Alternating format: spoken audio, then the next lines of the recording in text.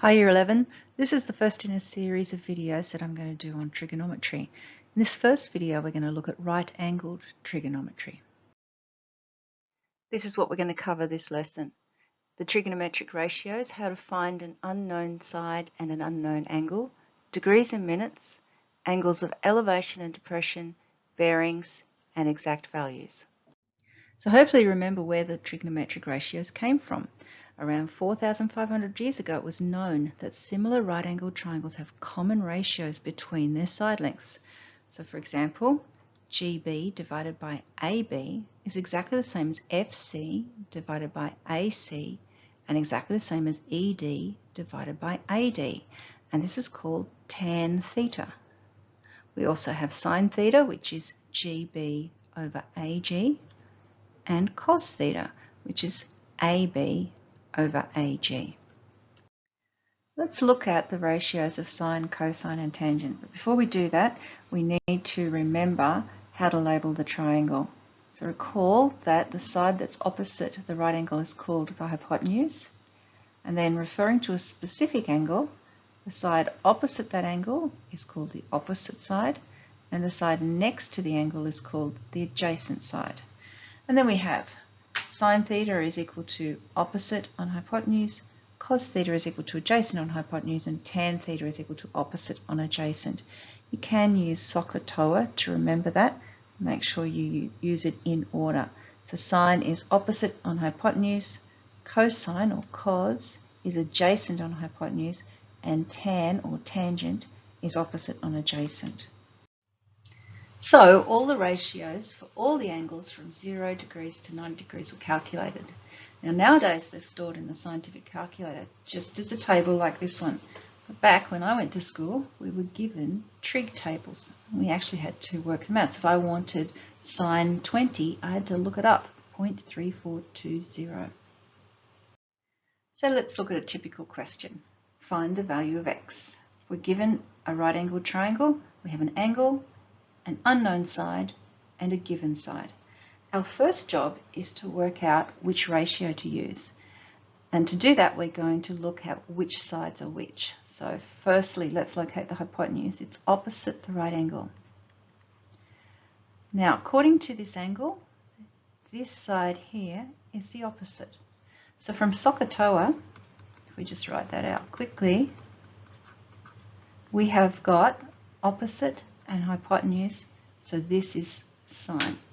So let's write that. Sine 50 is equal to opposite over hypotenuse. And now we have an equation. We need to solve for x.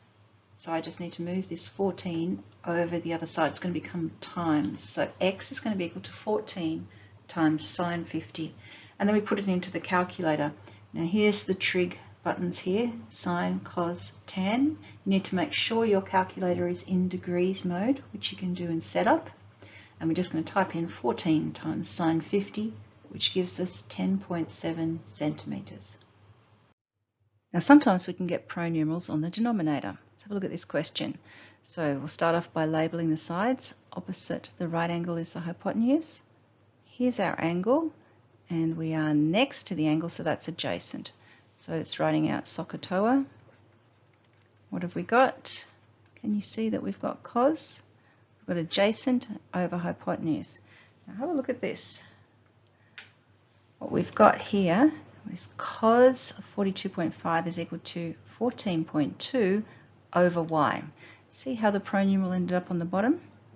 Now a quick way to do this is to switch the y and the cos 42.5, but we should never do something without understanding why we do it. So I'm going to take this y over the other side, becomes a times by y, and then I'm going to divide both sides by cos 42.5. See how they switched?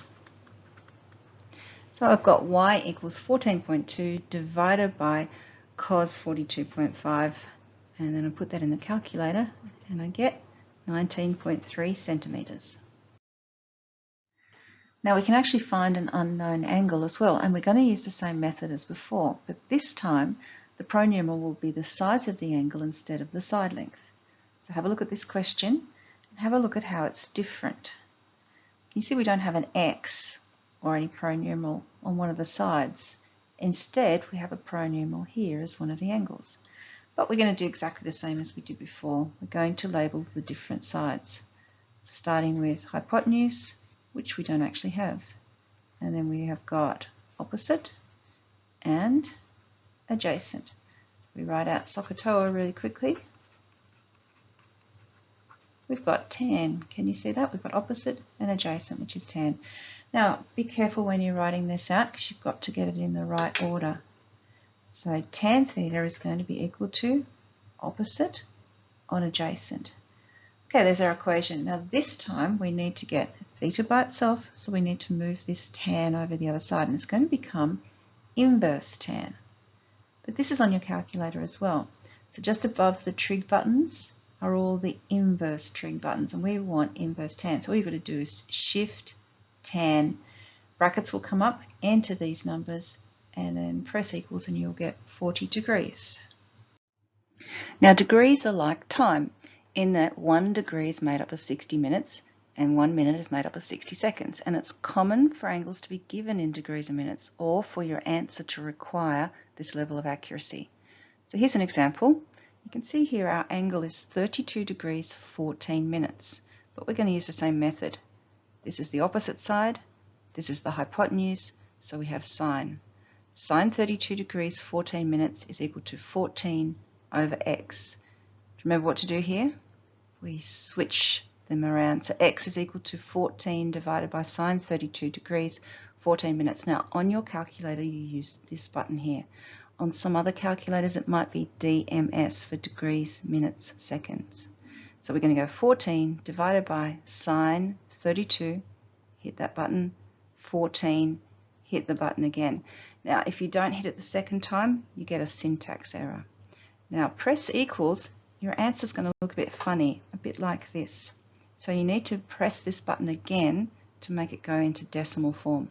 And the answer is 26.2 centimeters. How about going the other way? Find the value of theta to the nearest minute. So again, label the sides. We have got opposite and hypotenuse, so it's sine again. Sine theta is equal to 7 divided by 13.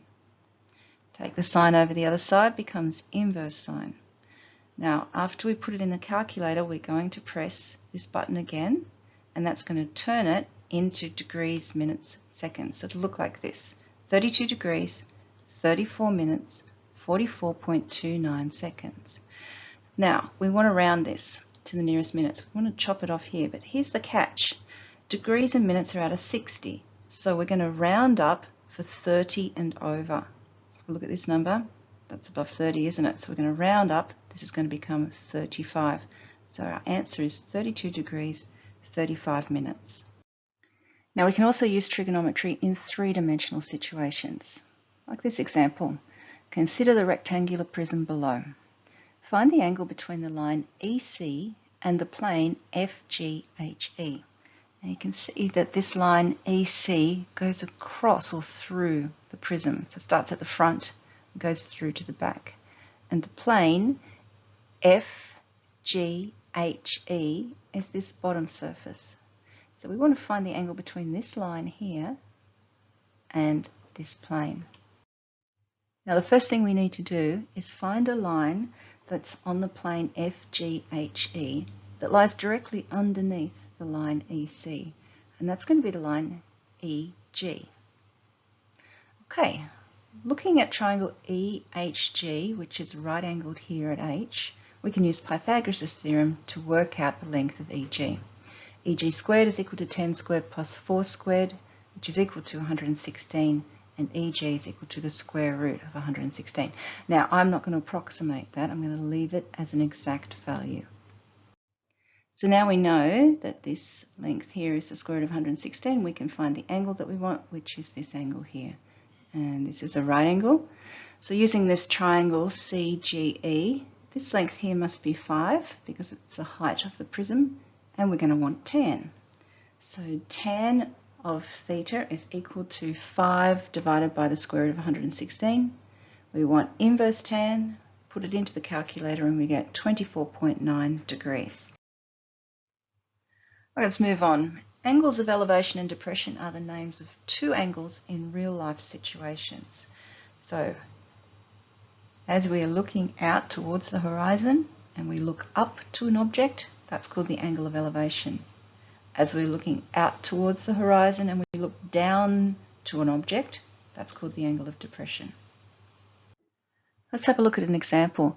James is standing on top of a cliff which is 120 meters tall. He measures the angle of depression to a boat as 34 degrees. How far from the base of the cliff is the boat?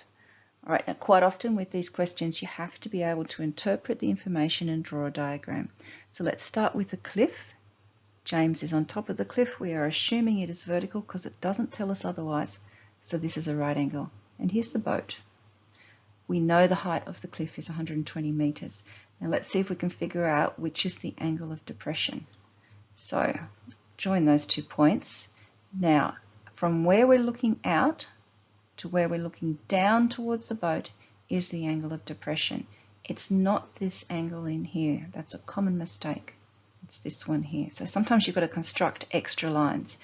But there is a bit of a cool trick with this. Because of alternate angles, you can probably see that nice Z there. So alternate angles are equal on parallel lines. So this angle of depression, is actually equal to the angle of elevation. So I can just slide that down and put it inside the triangle. Okay, what do you want to know? How far from the base of the cliff is the boat? That's here. So let's put a pronumeral in. And it's going to be tan. Tan 34 is 120 on x. Switch these around.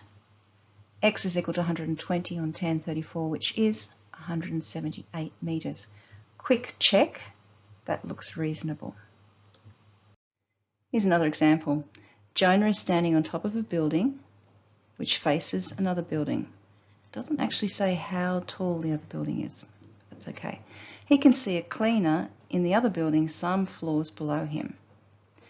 Jonah measures the angle of depression to be 32 degrees. That's this angle here. The horizontal distance between the buildings is 150 meters. Makes that a right angle. How much higher up is Jonah? And that's how easy it is to sketch a diagram. Now remember, we've got Z angles here, so that 32 degrees can come down into here. And now we're ready to work it out. Right, so what do we got here? We've got tan. Tan 32 is x on 150. Take our 150 over the other side. X is equal to 150 times tan 32, which is 93.7 meters. Okay, our last thing for this lesson is bearings. Now recall that there are two methods of bearings that we use. There are true bearings and there are compass bearings. Now, true bearing is the angle from the north arm here in a clockwise direction around until you hit the arm of the object. If the angle is less than 3 digits, it is written with a leading 0. So I suppose it was 60 degrees, you would write 060 degrees. And in this case, the bearing of A, that's an A there, from O is this angle here, and it's going to be 90 plus 15, which is 105.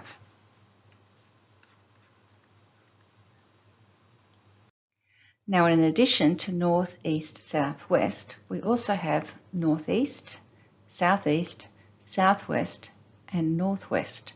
And we can have north, northeast, east, northeast, etc. Other compass bearings can be written in this form. We start with north or south, and then we write the angle away from north or south towards east or west. So for example, south 52 degrees west would be south, and find 52 degrees, which is going to be slightly more than that, 45 degrees there, in a westerly direction. So that would be around about here. Okay, let's look further at true bearings, because unless otherwise stated, that's what we're going to give our answer as. Find the bearing of B from O. So the first thing I'm going to tell you is to look for the word from, because whatever comes after that is where the center of the compass goes, or the crosshairs. And we've already drawn that up in this diagram, so we can see that from O, that's where the center of the compass goes. And we want the angle from north clockwise until we hit the arm, so that angle there. And all we need to do for that is to work out 90 degrees, take away 42 degrees, which is 48. And because there's only 2 digits, I'm going to put a 0 in front, degrees, and you can even write a T for true. How about O from B? So find the word from, and look at the next letter, that's B. So we want to draw our compass rose at B, so we need to draw a new one here. And we want the angle from north in a clockwise direction until we hit that arm. Now, you can probably see the Z angles there. Hopefully you can. So they're here. And that means that this angle in here is going to be 42 degrees. So I need to do 270, take away 42 degrees. All right, what do we got? 8, 7, take away 5 is 2. So we've got 228 degrees true.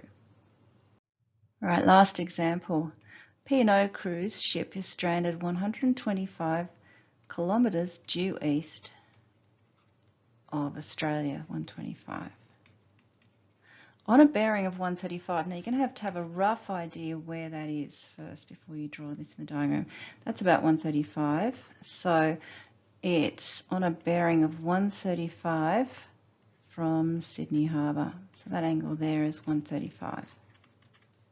That's a right angle. How far is it from Sydney Harbour? So that's that distance there. Now we need to have an angle inside this triangle, and so we're just going to do 180, take away the 135. So in there is 45 degrees. Let's draw that in. That's there, 45 degrees.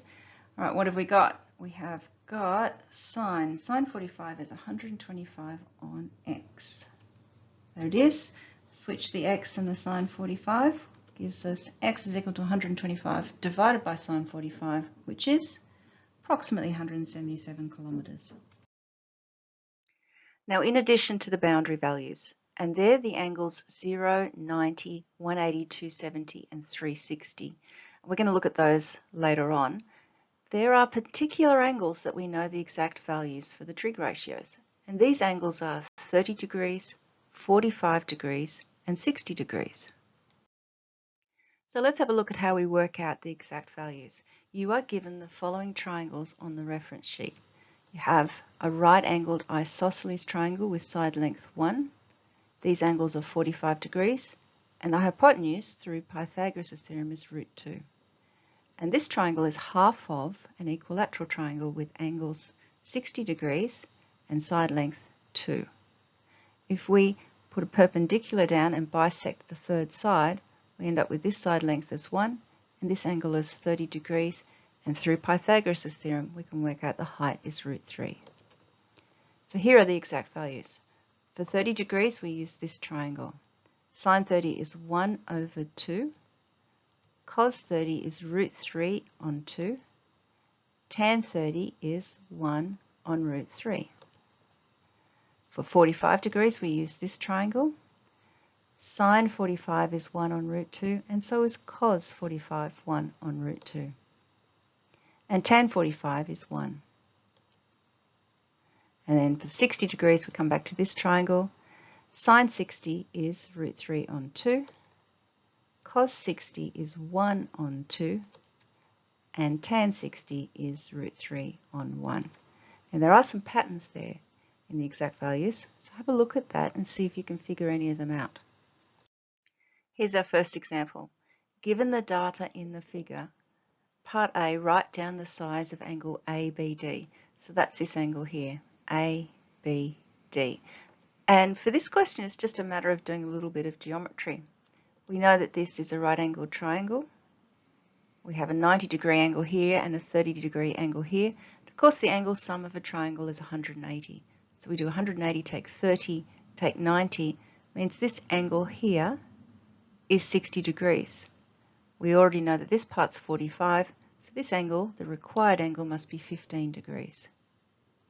Now when they say write down the size of angle ABD, they mean you don't need to give any justification, just write the answer. Part B, find the exact value of BD. So that's this distance here, and we're just going to use Pythagoras' theorem for that. So BD squared is equal to 2 squared plus 2 squared, which is 8. And so BD is the square root of 8, which will simplify to 2 root 2. Part C. Find the exact value of the sides CA and DA. This time we're going to use this large triangle, but we're going to do some trigonometry on it. I'm going to use this angle here. Now, opposite that angle is 2, and adjacent to that angle is the side we want, CA. So I'm going to use tan. Tan 30 is equal to 2 over CA. Switch these around. CA is equal to 2 over tan 30, and we're going to use our exact values. Tan 30 is 1 on root 3. Now, when we tidy that up, we get 2 root 3. If you're a little confused by that, just remember your division of fractions. So this is 2 divided by 1 on root 3, which is the same as 2 times root 3 on 1. Then we need to work out the length of DA. So the whole length here is 2 root 3. Take away 2 gives us the length of DA. Part D, find the exact value of DE. So this time we're going to use this little triangle here, but again I'm going to use this angle 30. Opposite that angle is the side we want, DE, and this is the hypotenuse, 2 root 3 minus 2. So we're going to use sine. Sine 30 is equal to DE over 2 root 3 take away 2. All right, let's bring this up and over the other side, and we're going to use the exact value for sine 30, which is a half. So DE is going to be equal to 2 root 3 minus 2 multiplied by half, and you can see how I've put that in brackets because there is 2 terms here. And then dividing through by 2, we end up with root 3 take away 1. If you want to do that a little bit slower, you can just factorize the 2 out here.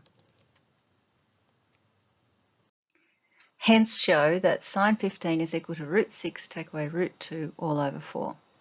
So let's use this triangle here. Sine 15 is equal to opposite over hypotenuse, which is root 3 take away 1 over 2 root 2. And then let's rationalize the denominator. So multiplying through here, we're going to get root 6 take away root 2 all over 2 times 2 is 4. Now there are exact values other than 30, 45 and 60 degrees. We just saw that where we worked out the exact value of sine 15 degrees. And then there are questions like this. If sine theta is equal to 1/3, find the exact values of cos theta and tan theta. So the easiest way to do this question is to draw up a right-angled triangle and make one of the angles theta. Now if sine theta is equal to 1 over 3, then the opposite side is 1 and the hypotenuse is 3. We're going to use Pythagoras' theorem to work out this side here. So 3 squared is equal to x squared plus 1 squared. X squared is equal to 8. Therefore, x is equal to the square root of 8, which is 2 root 2. Now that we've done that, we can easily find the exact values for cos theta and tan theta. So cos theta will be 2 root 2 over 3, and tan theta will be 1 over 2 root 2, which we will then rationalize the denominator by multiplying by root 2 on root 2, and that gives us root 2 over 4. Okay, that's it for this lesson. Our next lesson is on non-right-angled trigonometry.